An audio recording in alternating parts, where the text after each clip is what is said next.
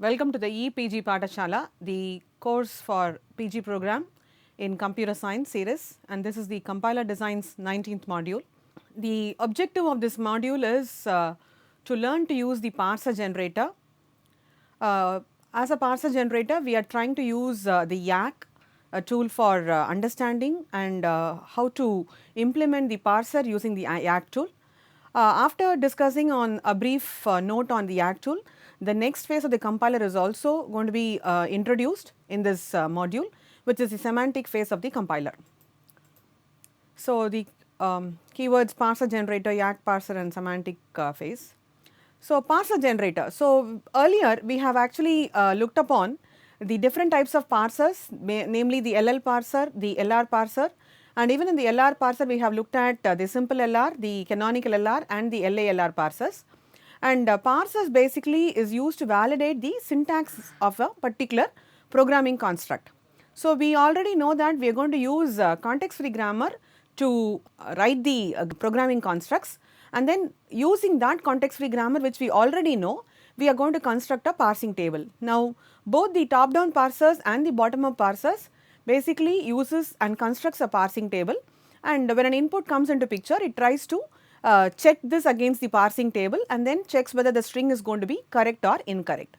Now, if you start building this parser from scratch, it is going to be actually a time consuming job, and since there is a difference in the syntax of the programming language from one programming language to another programming language, we need not start from scratch the parser for every programming language. So, therefore, what we normally do is we try to make use of an available tool, and we already know that there is enough integration between the lexer and the parser. The lexer is going to give a token to the parser whenever the parser is going to ask for a token. Okay. So, we already know that in one of the modules we have discussed that the lexer, that is the scanning phase, which is nothing but the tokenization, has been implemented using the tool lex. So, we are going to extend this and then check whether we can come up with a tool or we can use an existing tool which is going to be for a parser. Okay. So, the parser could also be done with a tool, so that it is going to speed up the process of parsing the tokens and then checking whether the syntax of a particular programming construct is going to be correct or incorrect. Now, some parsers which are available are the ANTLR parser, YAC parser and Bison parser. ANTLR tool and LR basically, okay, it is a tool that generates LL of k parsers. Okay. LL of k, as we already know, it is the top down parser, which is going to be a non-recursive parser. The other parser is the YAC, which is an acronym for yet another compiler, which generates LALR of 1 parsers. Again, we know that this k here and this 1 here indicates how many input symbols are going to be considered at a particular point of time. The next one is a Bison parser, which is nothing but the YAC parser, but a faster version of the YAC parser. Now, these three parsers are available, and the one that comes with the Unix utility is your YAC parser. What we are trying to do is we are trying to check whether how to define a programming construct using the YAC parser. Again, the YAC is nothing but a rule based programming language similar to lex. Okay. So, and we already know that bottom up parsers are preferred. So, YAC is preferred and it is a used tool for implementing the parser action of a particular, which is the second phase of the compiler. Now, this is going to be the LALR1 parser with YAC or Bison. The input will be a YAC specification, which is going to be a .y file. Now, as you could correlate, the lex file is a .l file. Similarly, here the YAC is nothing but YAC specification is nothing but a YAC.y file. So, user basically gives a .y file as the input, and the YAC or Bison compiler is basically used, which is going to convert this input to what is called as a y.tab.c. So, this is again compared to lex.yy.c of a particular lex compiler, which is going to convert an input .l file to lex.yy.c. Similarly, here this y.tab.c, again I have now a C program as my output here, that is fed to a C compiler, which is going to convert into a executable, and so once I run an a.out, I will be in a position to execute my input YAC file and check whether this token is going to be correct or incorrect. Okay. So, this is again similar to the lex program. So where it is going to consider 3 sections. The first one is YAC declarations and C declarations. Okay, so YAC declarations are, we already know that the variable declarations and then the acronym declaration and then what we mean by that, the context free grammar declarations, all these can happen at this particular section of the YAC file. And again this percentage is going to be a delimiter. Okay, that is going to separate one section from the next section. So the next section consists of translation rules. Now this translation rules is again similar to the translation rules defined by a LEX file, which is going to consist of 2 parts, as we can see.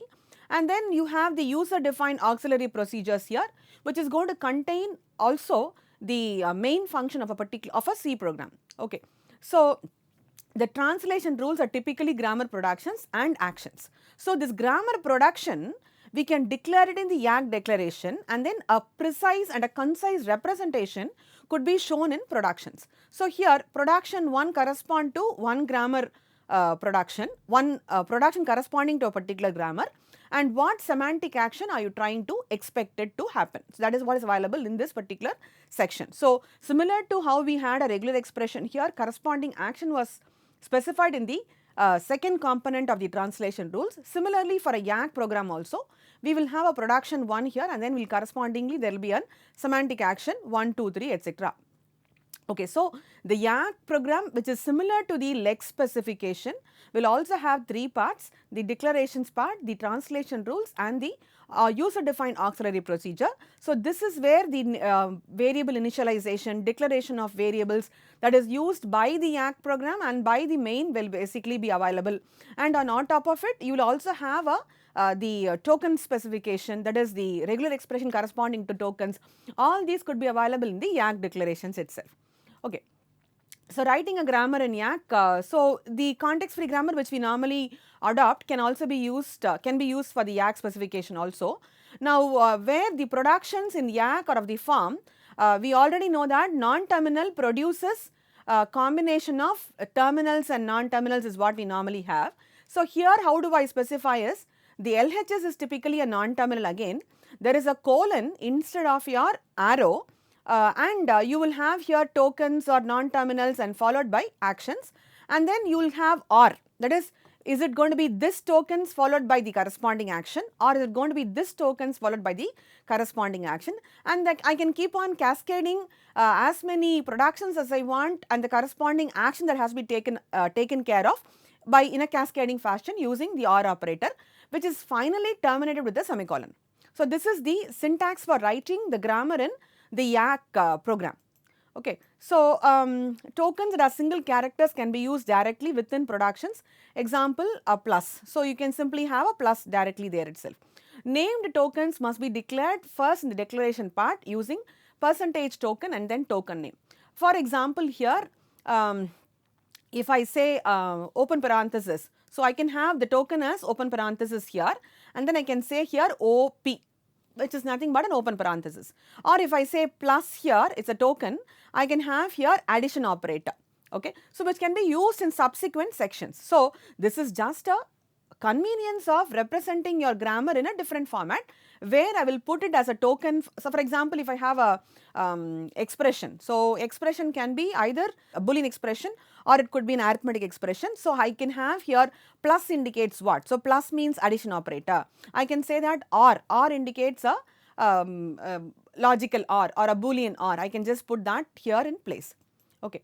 So semantic actions may also refer to, that is the action portion, may also refer to values of the synthesized attributes of terminals and non-terminals in a production. Now here we will talk about synthesized attributes in the subsequent section, in the subsequent module here.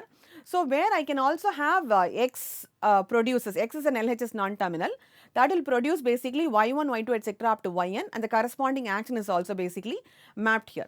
I can use double dollar, okay, which refers to the value of the attribute X, okay. I can also refer dollar followed by I, which refers to the value of the attribute of Yi. So this can also be added along with your semantic actions, which is the action section of your particular production. For example, here I can say E produces E plus T. So I can say E here colon, I can have capital E plus and then T, and I can say here dollar dollar is equal to $1 plus $3, which means that I am going to actually add 1 and 3 which are variables, and then that is going to be put into x. So, I can basically do that also as my scenario. So, I can use this where I can also specify values to the in the action section that has to basically be carried out. For example, here factor is expression which is nothing but $, is equal to $2, meaning that factor is your LHS non-terminal here, that corresponds to the RHS EXPR, that is within parenthesis. Okay, and $, is equal to $2, meaning that $, correspond to the LHS factor and $2 correspond to expression. So, I am assigning actually a constant 2 to the variable factor. Okay, so this is how basically do. And we also know that the LEX program supported YY text, it also supported YY and so many YY functions. Similarly, here the YAC program also supports a variety of YY commands. The first one is being YY parse. So, YY parse, which is going to be called once from a main, that is, this is definitely going to be available as part of a main which is in the auxiliary section. Okay. So, you will this again repeatedly calls YYLEX until it is done. So, you keep on calling YYLEX to get the next text and so on and so forth, and so that will also be used. So, YYLEX is also going to be called, and on syntax error you the YY parse typically calls the YY error. So, YY parse keeps calling YYLEX, okay, until your input is done, and in case of an error it is going to be called YY error, which is written by the user. So, the user has to write what error message this program has to print in case of encountering an incorrect token. So, and this function, the YY parse, basically returns 0, that is, you have a return statement here, return YY parse. So, depending upon that, return YY parse will return a 0 or a 1 depending upon if the input is going to be successfully parsed or it is going to be throwing up an syntax error. So, YY parse is a definite function call in as part of the auxiliary procedure of your YAC program. Some more definitions. So, information about tokens. So, token names. So, the tokens are declared using the percentage symbol. A single percentage is basically used to indicate the token name. Double percentage separates one section from the other, as we have already seen. So, percentage token name is what we have seen as a syntax. So, percentage token here, percentage open parenthesis, that can basically say open parenthesis and close parenthesis and so on and so forth. So, a single character tokens do not have to be declared. So, if you are going to have only one character, any name not declared as token is assumed to be a non-terminal. Okay. So, this is one more convention here, and the start symbol of a grammar is defined using the percentage start. Of course, it is optional, and the operator info, you have to give the precedence and associativity of operators, and the stuff to be copied verbatim into the output, example declarations, etc., is enclosed within a pair of percentage. So, whatever you give within the pair of parenthesis, that is going to be copied exactly to your input. Okay. So, some examples of YAC rules. So, the grammar production is something like this. I am going to have a colon here or something, it also permits a arrow. So, this is going to be your syntax. So, rule RHS can have an arbitrary code, arbitrary C code embedded within parenthesis. So, here is A colon B1, print F after B1, x is equal to 0, x B2, x plus plus semicolon B3, etc. So, what happens here, when I see a B1, I have to do this, and then followed by B2, and then I have to increment x plus plus, followed by B3, I am going to do what? Okay. So, what does basically mean is, once it encounters the first symbol, it is going to initialize x to 0, and then once it encounters the next symbol B2, it is going to increment x by 1, and then subsequently whatever action you specify will also be available here. And here left recursion is basically more efficient than a right recursion. So, here A colon AX, and if you could remember, this is a YAC parser. So, left recursion elimination is not basically done here, you process the grammar as it is. Okay. So, here the YAC parsers, the left recursive grammar is more efficient than a right recursive grammar. And in the event of parsing, we already know what is going to be a conflict. Conflict is when multiple actions are going to be available to carry out a particular task. Okay. So, the typical conflicts are a shift reduce conflict or a reduce reduce conflict. That is, will I shift into the stack and or will I reduce it by a production. So, in the case of a shift reduce conflict, the conflict is resolved using a shift action, a default shift action, and in the event of a reduce conflict, the default situation is reduce with the first rule which is going to be listed. Okay. So, that is how YAC basically resolves the conflict. And here in another way of removing conflicts is, for example, if you have multiple operators, so you use the operator precedence for resolving conflict, as well as you also supposing same precedence of operators comes into picture, you use associativity to resolve the conflict. Or you can also restructure the grammar so that you can rewrite it and avoid make the grammar as unambiguous, so that it can basically be parsed with the YAC parser. You can use y dot output to identify reasons for the conflict, and then rather later analyze that and then try to resolve it in one or any of the specified many ways. For example, here operators in the same group will have the same precedence. For example, plus and minus, so percentage left. So, this is going to be percentage left associative, right associative and non-associative. You can have declarations here. And so, plus and minus can have the same precedence, star and division can have the same precedence, and this is going to be right associative compared to the other ones. So, that can also be specified. And precedence is also unary operators, you can have to specify precedence. So, that is also one way of you can change the precedence of a rule to be that of a token being specified. So, you can also use that for specifying operator properties. And in addition to that, you can also say that you will go from a top to bottom fashion rather than a bottom to top fashion for resolving your precedence of operators. Now, there is a token called as error and there is a YY command also, YY error, which can be used for handling errors. So, the token error is reserved for error handling. It can be used in rules. It also suggests places where errors might be detected and recovery can be possible. So, for example, if you consider this statement, if statement can be if expression statement or if error statement. Okay. So, you can add along with the grammar itself, is it going to be obeying this particular combination or is it going to be obeying this particular combination. If it is going to be done using this, we can definitely know it is going to be a error situation rather than an actual expression scenario. So, you can handle, you can add productions to the grammar rule itself, so that you can basically handle the errors in a better fashion. So, how does the parser typically handles error? We have already seen that in the parsing action itself. The YAC also does it in a similar fashion. That is, it is going to be having in a panic mode or a phrase mode. So, panic mode basically keeps on popping till it is going to be finding a legal possible combination, and phrase mode is trying to add new grammatical rules, trying to add error productions. All those things are typically possible with any particular design of a parser. YAC also does the same thing. When an error occurs, the parser pops its stack until it enters a state where the token error is legal. That is, it is going to try to find a combination of the stack along with the input symbol and then tries to find a correct match. So, it is going to keep on popping the symbol from the stack. That is one way. An alternate way would be then behaves as if it saw the token error. Okay. So, if it is going to be a error combination which is already known to it, it performs the action encountered and resets the look ahead token to the token that caused the error. If no error rules are specified, the processing basically halts. That is, if it is not able to come up with the error, come up with the scenario that is going to detect the error, it is going to come to a halting state. So, how do I control the error behavior?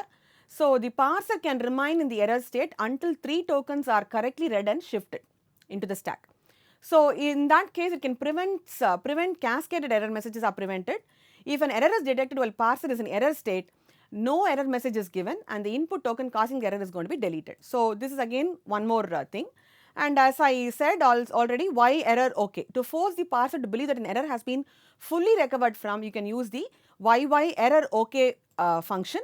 And to clear the token that caused the error, you can also have YY clear in, that can also be used. YY error is also used for printing out an error to the user saying that you have encountered an error. So, these are some of the YY commands which can basically be incorporated along with the input, so that you can basically recover from error. Again, the parser only recovers from error, it does not correct your input errors. So, where do you place the error tokens, this YY error in or the YY error function call, where will I place all these error functions, or when will I initiate an error function?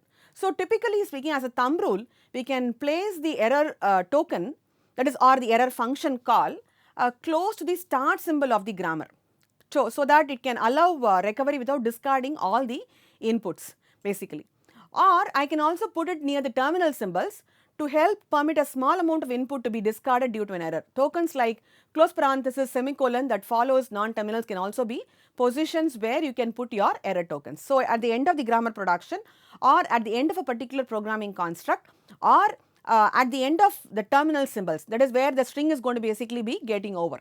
Okay, those are some possible places of placing an error token, and you have to place the error token such that it is not going to introduce conflict, so that your errors are getting processed in a correct fashion. So some error messages which can basically be used is the YY error function permits an error message to be printed. So this there is an argument called as char star s, which is a pointer to an error message. So I can pass it as an argument for the YY error function, and this message is going to be user supplied, which is going to print out the error message.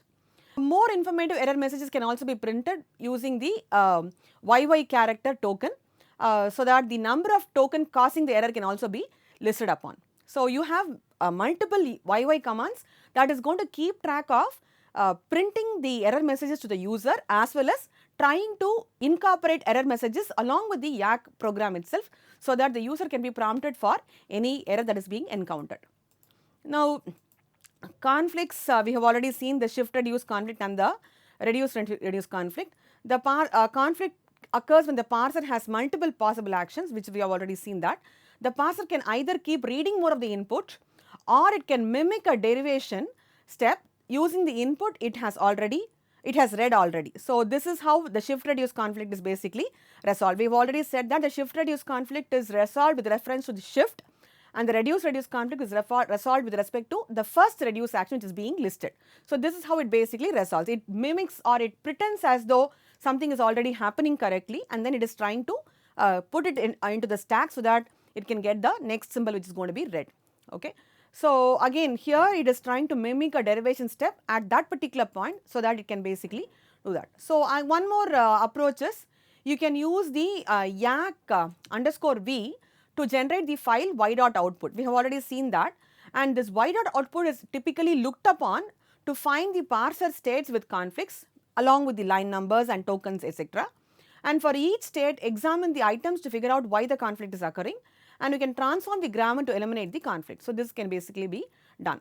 Now this is what happens with reference to handling conflicts, where the reason for conflict is basically looked upon ambiguity of the operators in expressions. If you have this as a conflict, then you have to look at the associativity and precedence of operators.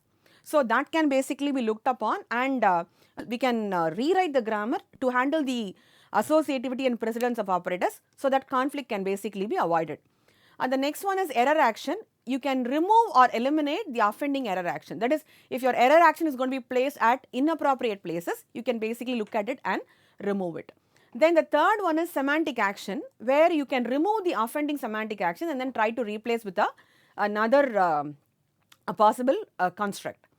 Supposing if I don't have sufficient look ahead, so you have to expand the non-terminal involved to generate more look ahead tokens, so that it can basically be done. Supposing if it's going to be any other, then we have to leave it to the parser to just recover, so that we can rewrite the rules itself, so that it can handle conflicts in a better fashion.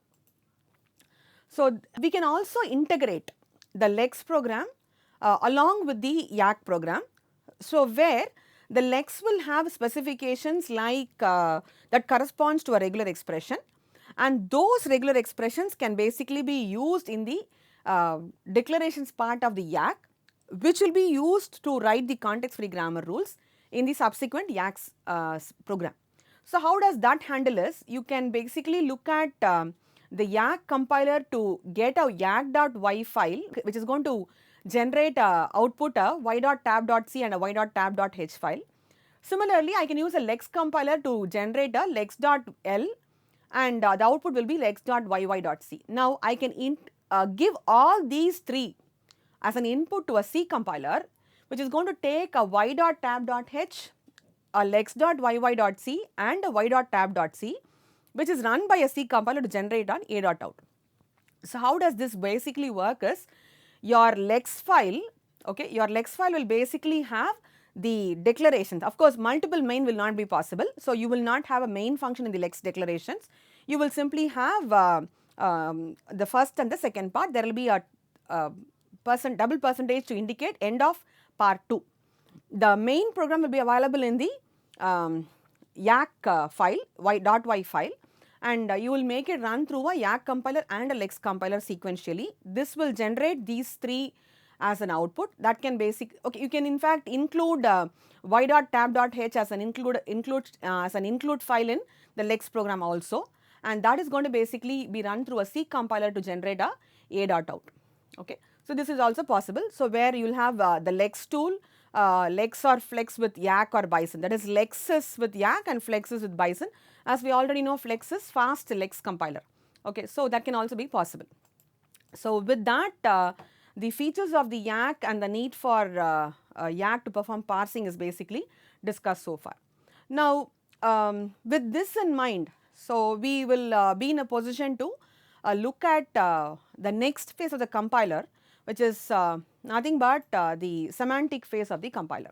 So far what we have done is, we have looked at the YAC program, we have basically combined the YAC with the lex also, and then we have written rules corresponding to the lex specification and the YAC specification, and then based on that we have tried to create the output files lex.yy.c and YAC y.tab.c, and we have also seen combining these 3 together into a C compiler to generate a.output file.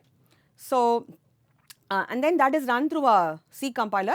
So if you run this executable a.out, you will be in a position to look at what is going to be the output of a particular sequence of program. So this completes the second phase of the compiler, which is nothing but the syntax phase. The syntactic phase and the lexical phase combines and works together to validate the syntactic constructs of particular programming language. Once this is done, the next is going to be incorporating the semantic phase of the compiler. So that will be discussed in the next module. Thank you.